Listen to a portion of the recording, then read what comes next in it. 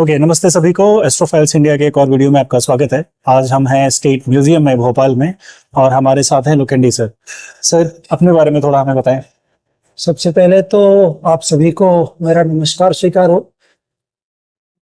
और मैं बालकृष्ण लोखंडे इस संग्रहालय में या इस विभाग में अगर कहा जाए तो 1981 से, और उसके बाद इस संग्रहालय का इनॉग्रेशन 2005 में हुआ, 2 नवंबर 2005 को। तो मैं दिसंबर 2024 से विशेष रूप से इस संग्रहालय से जुड़ा।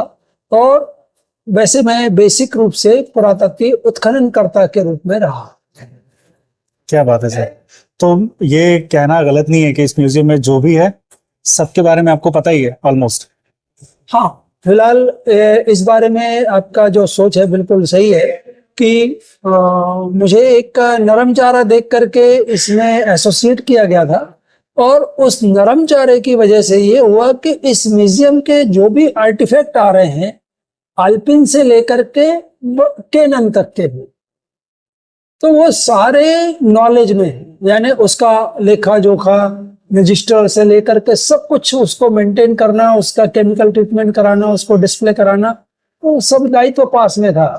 अच्छा सर, आर्कियोलॉजी से रिलेटेड कुछ चीजें दिमाग में आती हैं, जैसे कि हमने देखा यहाँ बहुत सारी चीजें या तो मंदसौर से हैं, आसपास के इलाके से हैं एमपी में। जब उत्खनन के लिए जाते हैं उसके पहले का जो प्रोसेस है, जो प्रक्रिया है, वो क्या है? कैसे पता रहता है कि यहीं पे जाके करना है? जैसा अभी आज की तारीख में आपके पॉकेट में 5 का भी कॉइन है, 10 का भी कॉइन है और 1-2 के भी है, तो आपको कहेंगे कि 10 का निकाल दो या 5 का, तो आप बगैर देखे पॉकेट में हाथ डालेंगे और 10 का कॉइन आप ये दे देंगे। तो वैसे ही इसकी स्टडी होते होते और पेट से सीख करके कोई नहीं आता।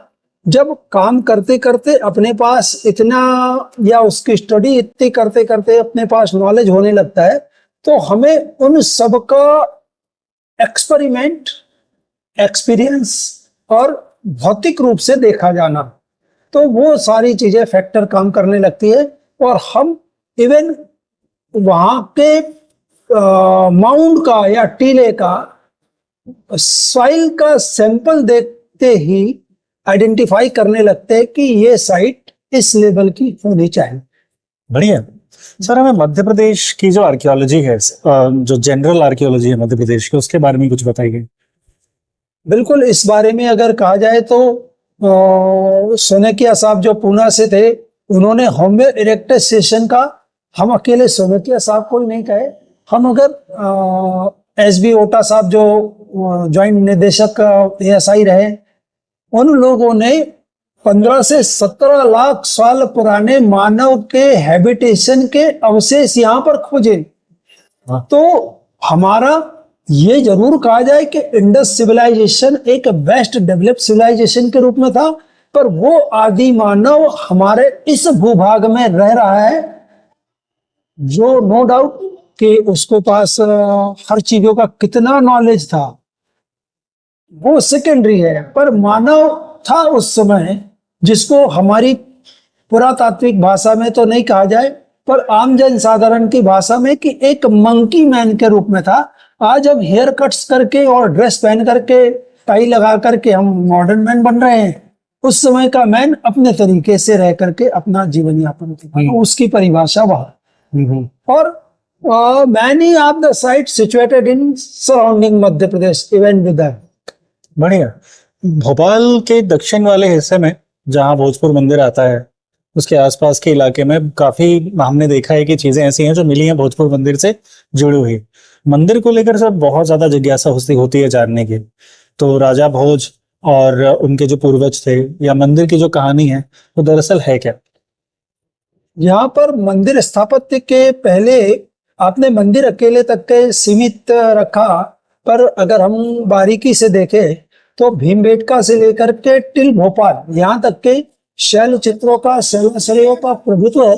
और इस प्रभुत्व के साथ जब हमारे मंदिर विन्यास की बात आती है, तो सारा एक वो वाली चीजें देखी जाती है कि यहाँ पर स्टोन की उपलब्धता है या वाटर की उपलब्धता है, यानी और इवन देवी देवताओं का अपने माता को किसी पीठ ना दिखा करके, यानी उनको पश्चिमाभिमुखी मंदिर है वो, तो पश्चिम दिशा की ओर उनके नदी बेतवा जी बह रही है, तो उनको पीठ ना दिखा करके उनका मुख उस ओर रखा गया।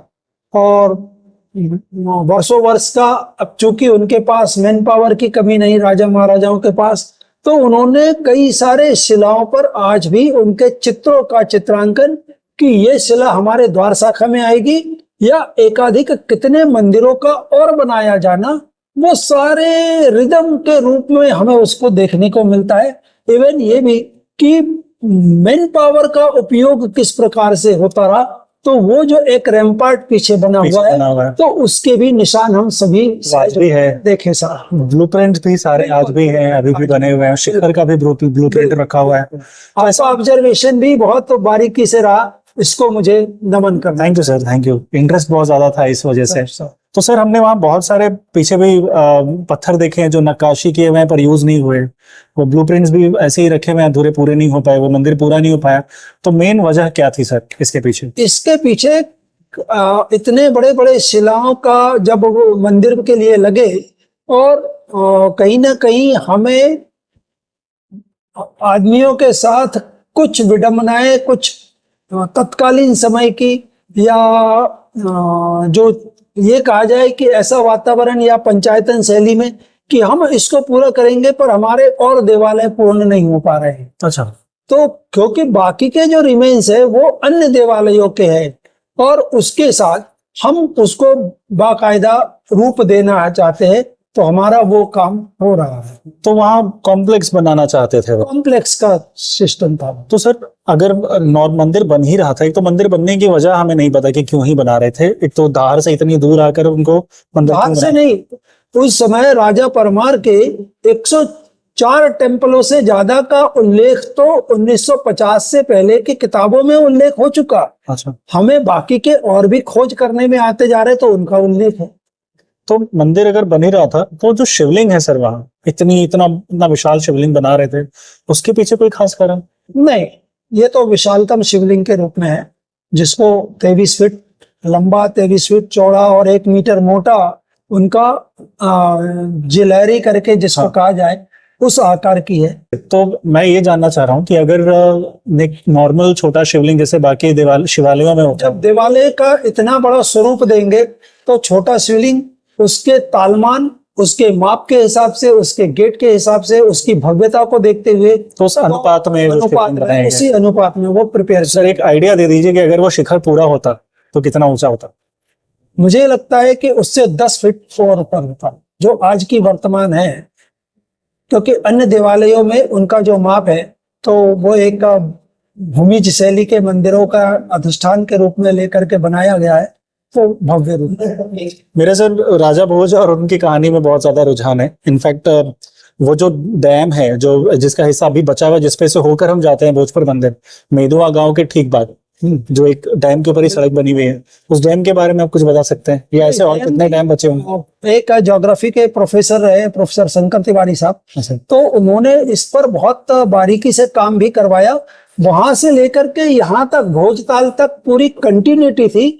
आज जो हम टापू के रूप में बसाहटे देखते हैं, वो कभी कभी उन सब चीजों का एक दूसरे से मेल खाता। हाँ। ये संपूर्ण ब्रह्मांड है, तारामंडल है, और ये कहा जाए कि अगर हमें संपूर्ण ब्रह्मांड का और तारामंडल का वैज्ञानिक पद्धतियों में, इवन कई सारे मंदिरों का अगर हम east to west, south to north तक का आकलन अगर उन लोगों के पास था, तो वो कहीं ना कहीं इन सब चीजों का भी ध्यान सब लोगों के मध्य था। फिर भी मैं यहाँ तारामंडल की रचना को पुराणों और तारामंडल में दिखाते हैं, उसको दिखाऊंगा। 8 दिशाएं, उत्तर दक्षिण पूर्व पश्चिम चारों, या अष्टवसु घर धम्य अनिल नलाप सोम प्रभु से प्रभास, सारे सप्तऋषि या 7 तारे, वशिष्ठ अंगिरा भृगुपति या सप्तऋषि आकाश में, मेष वृषभ मिथुन कर्क सिंह से कुंभ और मीन, सारी राशि, सूर्य सोम मंगल से राहु केतु, हर एक ग्रहों के अपने अपने प्रतीक चिन्ह, 11 रुद्र नंदिकेश्वर के रूप में, 27 नक्षत्र अश्विनी कृतिका रोहिणी स्वाति चित्रा, और इवन 7 नक्षत्रों के बाद उनके अधिपति भी दिखाए गए हैं। जैसा विश्व में 3 ऋतुओं का प्रभुत्व है, शीत ऋतु, ग्रीष्म ऋतु और वर्षा ऋतु। शीत ऋतु, ये ग्रीष्म ऋतु के लिए सूर्य, शीत ऋतु के लिए चंद्र और इवन लज्जा गौरी को उसमें दिखाया गया है। राजा दक्ष की 13 देवयानियां और है जो धर्म के साथ रहती, इनको सृष्टि के हर पॉजिटिव के अगेंस्ट नेगेटिव का काम दिया गया, यानी सच है तो झूठ, मेल है तो फीमेल, अमीर है तो गरीब। धर्म के साथ इसलिए कि वे न्यायप्रिय रहे कि जितना सच बनाए उतना ही झूठ, जितना अमीर उतना गरीब। सूर्य मध्य में सारा भार सृष्टि का शेषनाग पर दिखाया। Because the 3/4 part of ocean in world and 1/4 is earth like water animal on snacks and creator of side complete concept from Chandela. अब सर सवाल ये बनता है कि इसे क्यों बनाया गया है? ये तारामंडल, चूंकि संसार में सभी ग्रहों, नक्षत्रों, सारी चीजों का प्रभाव हमारे वातावरण में, हमारे जीवन यापन में दिखता है, तो इस कारण उसका प्रभुत्व होना स्वाभाविक। और चंदेल राजाओं ने इसे कहाँ लगाया होगा? ये इसका मंदिर purpose क्या का होगा? छत का भाग, मंदिर के छत का भाग है। हाँ। बढ़िया। चलो, थैंक यू सर, बहुत बढ़िया लगा, आपने समय धन्यवाद। दिया हमें, सॉरी बहुत अच्छा लगा।